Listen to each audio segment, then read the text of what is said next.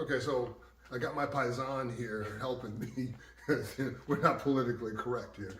So, and what I'm going to discuss is kind of some fundamental things, especially stuff that I learned from Grandmaster Karen, Grandmaster Perkins on how they dealt with a lot of things. So, again, I was talking before in the preamble, anything can happen in a real fight. People always ask me, what would you do in this situation or that situation? And I always tell them, I really don't know. And then they look at me like, I got three heads. Like, what do you mean? You're supposed to be some kind of expert. How is it you don't know? Well, it all depends on what the other guy's doing. No two situations are exactly like. But what I do know is we're all bound by the same laws of physics and human physiology. So if Anthony's giving me a little space, I'm sorry. I know it's hard to do the wrong thing, So nothing happens in a fight per se until people move, right?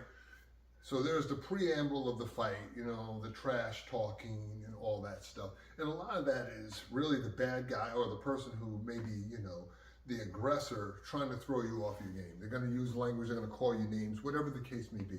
They may say, hey, what are you doing here? Why are you in my space? That kind of thing. And what they're trying to do is they're trying to get you off your game. They're trying to get your mind somewhere else so that they can get the drop on you. So it's all a game.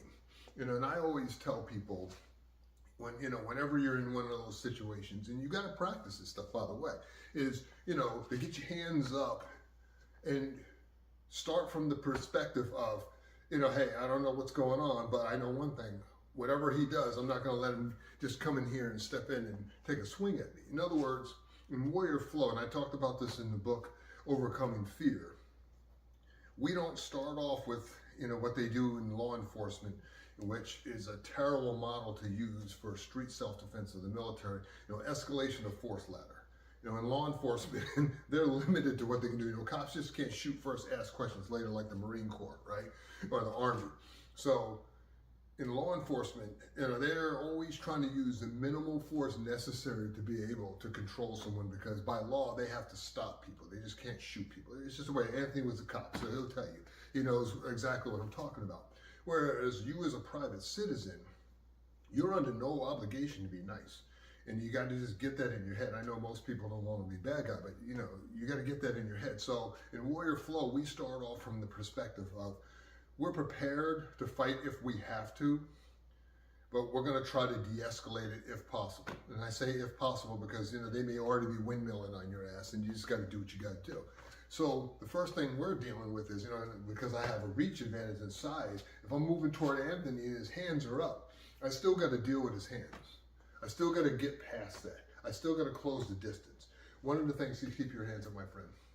One of the things, and I'll build on this as we go along in other episodes, that you got to understand, and with other people, is that every human being, when you break the plane, please don't move, of their sphere of influence, because he's getting ready to jack me there, the sphere of influence, can feel where you are. Not just visually see it, but actually feel where you are within proximity, or what, is sometimes referred to, as spatial awareness. We all have this ability.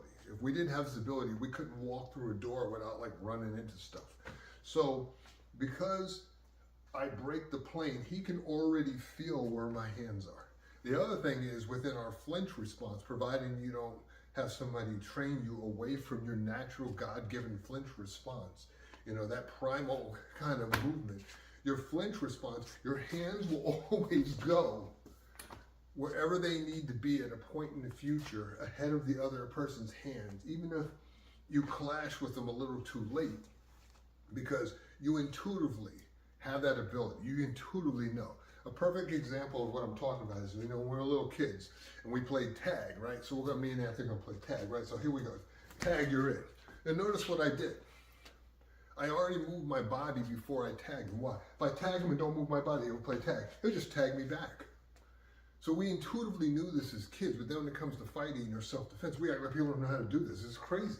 So because he already can feel where I am relative to his body, what he needs to focus on is, should I, for whatever reason, be able to enter his space, figure out what he's going to do with his hands, whether he's going to flinch, get his hands up to stop me, whether he's going to strike me, whatever the case may be.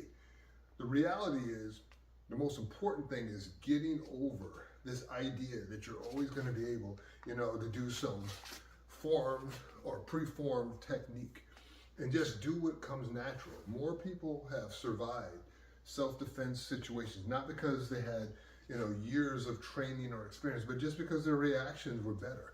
And all I'm saying is, if getting your hands up, even if you're just putting them out there to make them deal with them, works, why not be better at it than others? One of the things that Grandmaster Perkins, when I used to train him, was really big on, and that is natural movement. And unfortunately, I don't think really a lot of people understand natural movement. If you ever watched him move, his hands always had a certain relaxation to them, but there was a very natural flow to how he moved his body. And that's because he wasn't moving in a way where he was so encumbered that he couldn't just move his limbs naturally. So as I enter on somebody, because of the fact that he can feel where I am, he has the opportunity to strike. What's important to understand, though, is that, let's step back a little bit. Within your sphere of influence is as far as you can strike with your hands and feet, with power, right? That's your sphere of influence. And I like the concept sphere of influence versus personal comfort zone, because it really is a sphere, because the attack can come from anywhere. And within your natural range of motion, you can still strike with power as long as you're on balance. This is the reason why I'm so big on people practicing the polishing the spear exercise, brilliant exercise, because it helps you learn, even in the most awkward positions, how to recover your body if necessary, and to be able to strike with power. So as I move in, just use your hands in front of you. So as I move in on Anthony, just by the fact that his hands, and he's getting them up, I got to deal with that. It doesn't matter how skilled I am. If I don't deal with his hands, I run the risk of getting hit myself, because I don't know what he's going to do with his hands. I don't know any more of what he's going to do before he does it than anyone else. This is the reason why bad guys, ambush people, sucker punch people, try to get the drop on people. Why? They don't want to get hurt either. It's that simple. You see it all the time with street fights where there's a bunch of guys, multiple attackers attacking one person, and all of a sudden they wait for the guy to fall on the ground, and then everybody else jumps in. Why? They don't want to get hurt either. So as I'm breaking the plane of his sphere of influence, the thing he's got to ask himself, and you should be asking yourself, is, after you've already told me to stay back, leave you alone, get out of your face, why am I doing this anyway?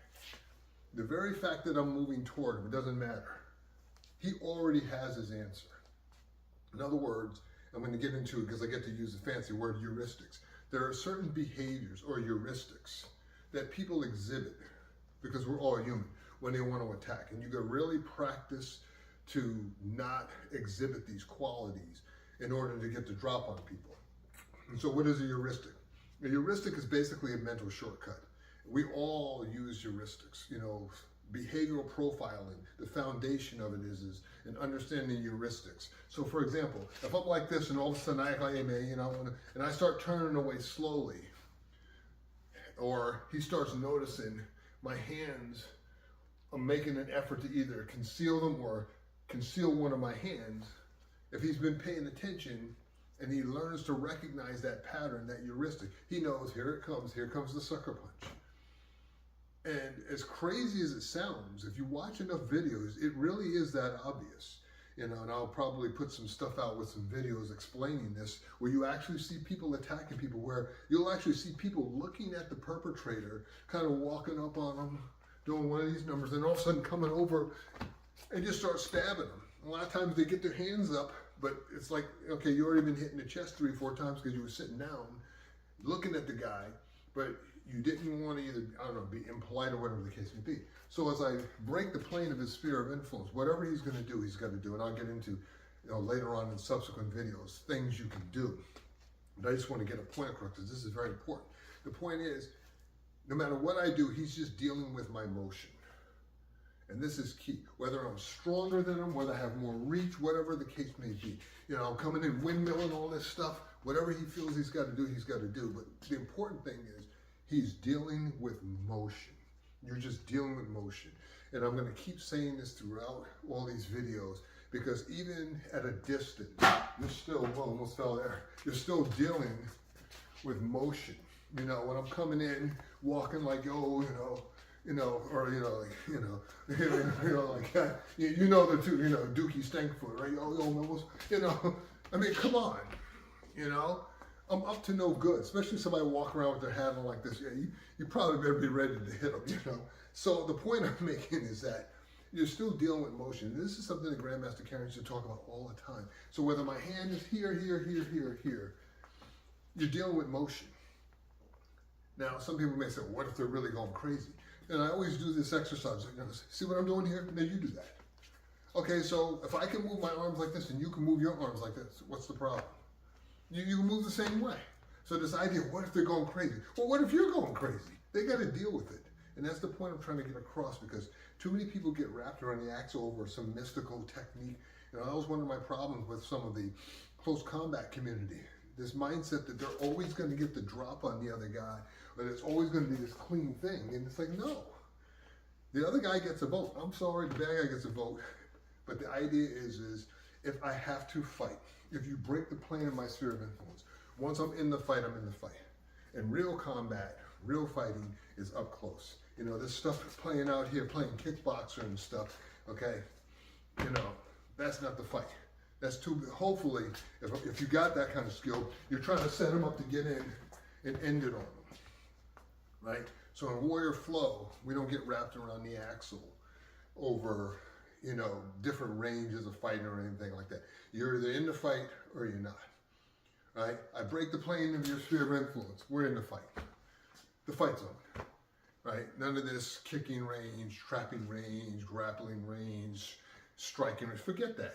You're either in the fight or you're not. There's only one range in warrior flow, and that is the fighting range, the putting foot to ass range. So as I continue on with this stuff, as Anthony's going to keep, you know, hitting me, because he just likes punching me.